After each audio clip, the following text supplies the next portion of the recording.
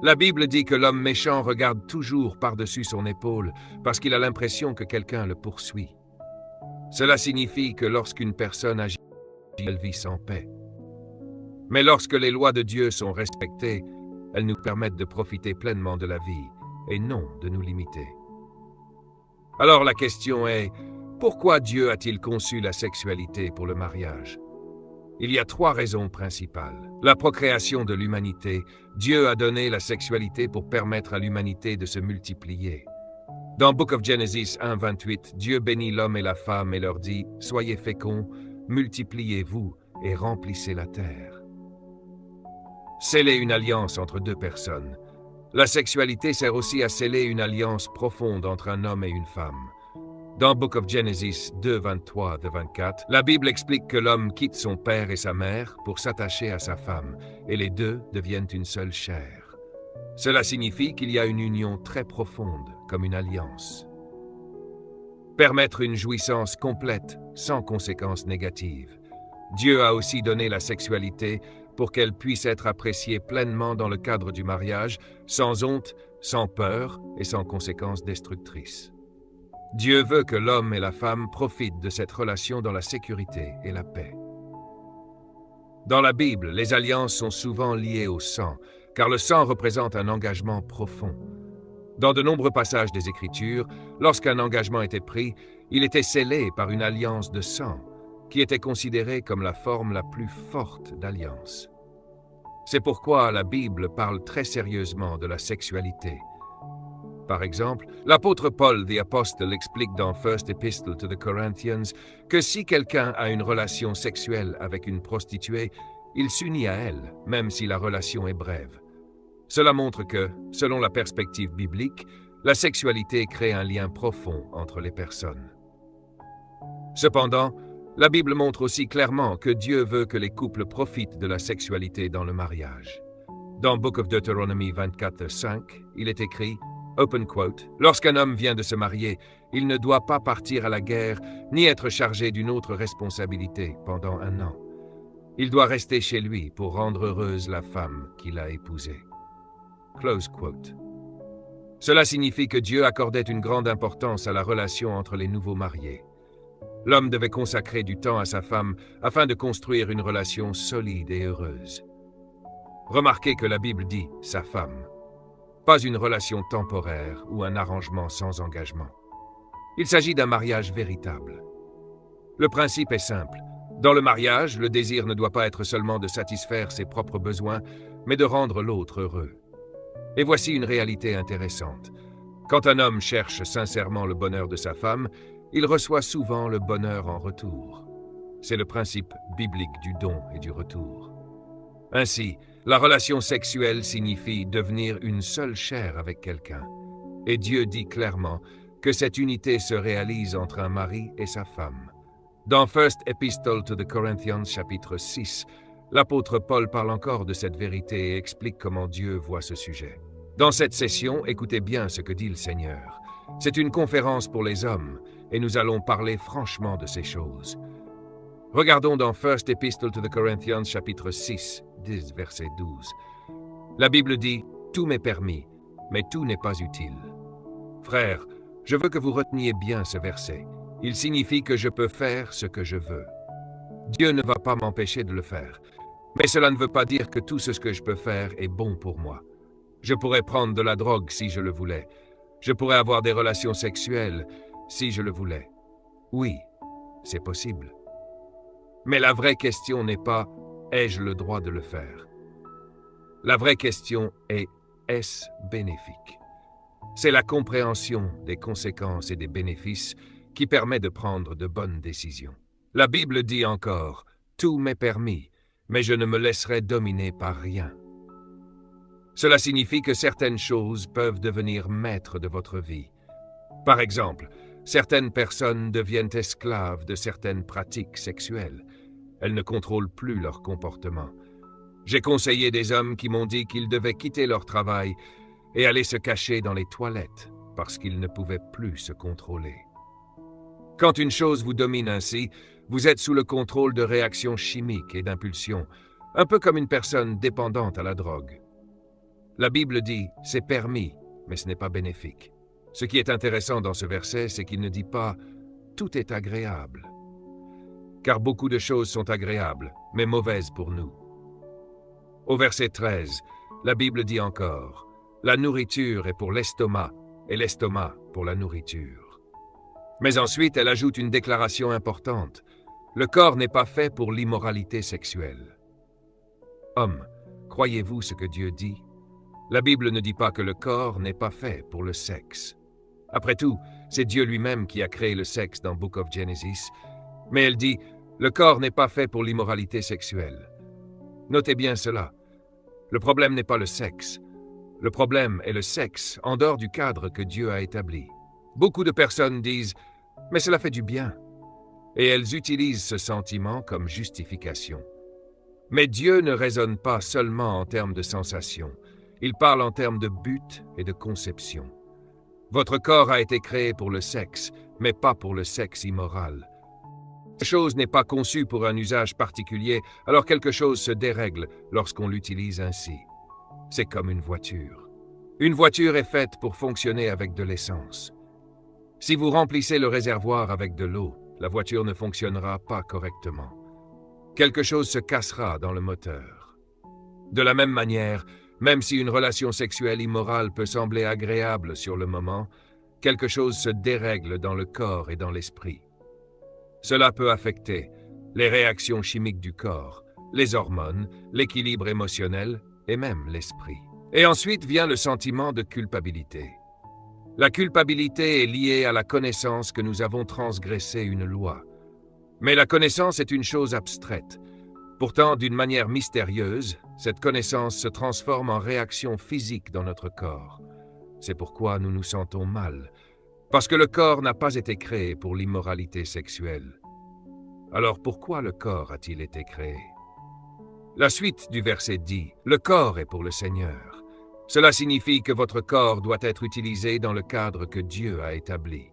Vous pouvez profiter pleinement de la vie et du plaisir, mais dans le cadre que Dieu a prévu. Dans ce cadre, il n'y a pas de conséquences négatives. Beaucoup d'hommes peuvent se souvenir d'expériences sexuelles immorales dans leur passé. Après ces moments, ils se sentaient mal à l'aise, honteux, coupables, parfois même incapables de regarder la personne en face. Pourquoi? Parce que le corps n'a pas été conçu pour cela. Des psychologues et des scientifiques ont étudié cela pendant des années. Ils ont découvert que le corps humain n'est pas conçu pour supporter la culpabilité. Il n'existe pas d'hormones, d'enzymes ou de substances chimiques dans le corps pour gérer la culpabilité. Si vous êtes fatigué, vous pouvez prendre des vitamines. Si vous êtes déprimé, certains médicaments peuvent agir sur vos hormones. Mais si vous êtes rempli de culpabilité, aucune pilule ne peut résoudre cela. Selon la Bible, la seule chose qui peut enlever la culpabilité est le pardon et la purification spirituelle. Ensuite, la Bible dit quelque chose de puissant. Le Seigneur est aussi pour le corps. Cela signifie que Dieu veut habiter en vous et vous accompagner dans votre vie. Votre corps est appelé le corps du Christ. Dieu n'est pas contre la sexualité. Au contraire, il veut que vous puissiez en profiter de la bonne manière. Pourquoi devrions-nous avoir honte de quelque chose que Dieu a lui-même créé? Dans le mariage, un homme peut dire avec reconnaissance « Je remercie Dieu de pouvoir vivre cette relation avec ma femme sans culpabilité. » Car la Bible dit « Les bénédictions du Seigneur enrichissent et elles ne sont accompagnées d'aucun chagrin. » Cela signifie qu'il est possible d'avoir une vie sexuelle riche et épanouie sans culpabilité lorsque cela se vit dans le cadre que Dieu a établi. La Bible dit dans First Epistle to the Corinthians 6:15 « Ne savez-vous pas que vos corps sont les membres du Christ? Alors posez-vous cette question. Vais-je prendre les membres du Christ et les unir à une prostituée? » Paul parle clairement de la sexualité. Et il répond lui-même « Jamais ». Il dit ne considérez même pas cette possibilité. Puis il explique pourquoi. Celui qui s'unit à une prostituée devient un seul corps avec elle, car il est écrit « Les deux deviendront une seule chair ». Mais celui qui s'unit au Seigneur devient un seul esprit avec lui. C'est pourquoi la Bible dit « Fuyez l'immoralité sexuelle ». Le mot « fuir » dans le texte grec signifie littéralement « évitez-la comme une peste ». Autrement dit, Éloignez-vous de l'immoralité sexuelle comme on s'éloigne d'une maladie dangereuse. Paul ajoute ensuite quelque chose de très fort. Tous les autres péchés qu'un homme commet sont en dehors de son corps, mais celui qui commet l'immoralité sexuelle pêche contre son propre corps. Par exemple, si quelqu'un vole, c'est un péché extérieur. Si quelqu'un insulte, c'est extérieur. Si quelqu'un frappe quelqu'un, c'est encore extérieur. Mais lorsqu'un homme a une relation sexuelle avec quelqu'un, il s'unit réellement à cette personne. On ne peut pas avoir une relation sexuelle avec quelqu'un et ensuite prétendre qu'il n'y a aucun lien. C'est pourquoi certaines personnes ont beaucoup de mal à se séparer après une relation. Même lorsque deux personnes décident de se quitter, il reste souvent une douleur émotionnelle, une blessure intérieure, un traumatisme. C'est parce que la sexualité crée une union réelle. La Bible dit ensuite, « Ne savez-vous pas que votre corps est le temple du Saint-Esprit qui est en vous? Vous l'avez reçu de Dieu. » Et la Bible ajoute, « Vous ne vous appartenez pas à vous-même. » Pourquoi? Parce que vous avez été acheté à un grand prix. Cela signifie que votre corps appartient à Dieu deux fois. Il l'a créé, il l'a racheté. C'est pourquoi la Bible conclut, « Glorifiez donc Dieu dans votre corps. » Comment honorer Dieu avec son corps? Par exemple, en vivant dans le mariage, en respectant son épouse, en utilisant son corps selon le plan de Dieu. Les mêmes mains que nous levons pour louer Dieu peuvent aussi être utilisées pour aimer et honorer notre épouse. Même le livre du Song of Solomon, que Dieu n'a pas honte de la sexualité, car c'est lui qui l'a créée. Une autre vérité importante est celle-ci. L'expérience sexuelle révèle une vérité spirituelle profonde. Dans la Bible, la relation entre Christ et l'Église est souvent comparée à celle d'un mari et de sa femme. Un homme qui vit une relation saine avec sa femme peut mieux comprendre ce que signifie l'amour de Christ pour son Église. La plus grande preuve d'amour n'est pas seulement la prédication, mais aimer sa femme comme Christ a aimé l'Église. La sexualité est donc un signe physique d'une réalité spirituelle, le don total de soi à une autre personne. Mais aujourd'hui, beaucoup de personnes veulent le sexe sans amour, l'amour sans mariage, le mariage sans responsabilité. Et cela crée une grande confusion. On parle souvent de faire l'amour, mais en réalité, cette expression est trompeuse. Pourquoi? Parce que faire l'amour est une action technique, alors que aimer est une réalité spirituelle. On peut apprendre la mécanique du sexe dans un livre de biologie. Ces livres expliquent le fonctionnement du corps, les réactions chimiques, les mécanismes biologiques. Mais ils ne parlent presque jamais de l'amour, car l'amour n'est pas seulement un acte physique. Même les animaux peuvent accomplir l'acte sexuel, les chiens, les chats, les oiseaux, même les insectes. Mais aimer profondément quelqu'un, se donner totalement à une personne, chercher son bonheur avant le sien, cela va bien au-delà du simple acte sexuel. L'amour véritable consiste à se donner entièrement, chercher le bien de l'autre, vivre dans un engagement réel. Par exemple, quelqu'un m'a posé une question intéressante un jour. Que se passe-t-il si quelqu'un épouse une personne paralysée ou invalide? Quelle vie sexuelle auront-ils? La réponse est simple. On se marie d'abord pour l'amour, pas seulement pour le sexe. Le plaisir et l'intimité peuvent s'exprimer de beaucoup d'autres façons que l'acte sexuel lui-même. Une relation profonde peut exister bien au-delà du lit. C'est cela, une véritable relation. Une personne qui se marie uniquement pour le sexe prépare souvent l'échec de son mariage. Pourquoi? Parce que le désir sexuel suit une courbe naturelle. Il monte, atteint un sommet, puis diminue avec le temps. Si une relation est fondée uniquement sur le sexe, elle diminuera lorsque ce désir diminuera. C'est pourquoi Dieu veut que le mariage repose sur quelque chose de plus profond. Enfin, il faut comprendre une chose essentielle. Si le sexe produisait l'amour, alors les personnes qui en auraient le plus seraient les prostituées. Mais en réalité, beaucoup d'entre elles vivent la solitude, la souffrance, parfois même un fort taux de suicide. Cela montre que le sexe ne crée pas l'amour. La vérité est la suivante. Dieu a donné la sexualité pour exprimer l'amour, pas pour le créer. L'amour peut s'exprimer de millions de façons. Le sexe n'en est qu'une seule. Parfois, dans le mariage, une femme ne veut pas forcément une relation sexuelle. Parfois, ce qu'elle veut simplement, c'est que tu t'assoies à côté d'elle, que tu lui tiennes la main, que tu parles avec elle, que tu lui offres un petit cadeau, que tu lui montres de l'attention. C'est pas toujours une question de sexe. Le sexe est aussi quelque chose de technique, et toute chose technique doit être entretenue pour fonctionner correctement. Par exemple, une voiture est une machine technique. Pour qu'elle fonctionne bien, il faut faire des réparations, changer certaines pièces, mettre de l'huile, l'entretenir régulièrement. Parfois même, il faut la laisser au garage pendant un certain temps. Il en est de même dans la relation conjugale. Parfois, votre épouse n'est pas dans un état physique pour avoir une relation sexuelle. Son corps traverse des cycles naturels. Il faut comprendre cela. Et parfois, c'est l'inverse. Il peut arriver que votre femme ait envie et que vous non. C'est pourquoi il faut beaucoup de sagesse et de compréhension dans le mariage. La Bible enseigne que votre corps ne vous appartient plus entièrement parce que vous êtes mariés. Cela signifie que vous devez aussi penser aux besoins de votre conjoint. Dans ce sens, il y a aussi une forme de soumission mutuelle dans le mariage. Mais, dit-il, il est rare de voir un homme accepter de se soumettre dans ce domaine lorsque sa femme le désire.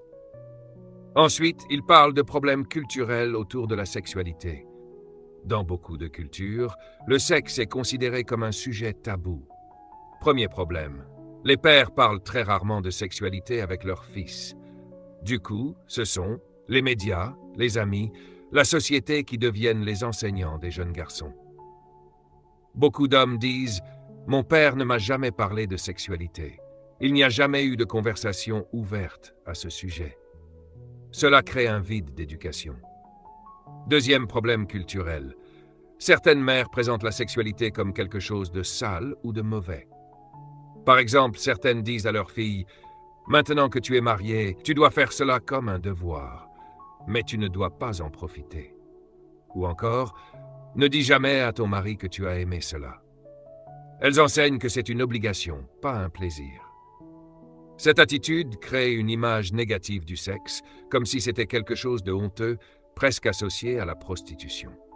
Beaucoup de femmes grandissent donc avec l'idée que prendre l'initiative dans l'intimité est mauvais.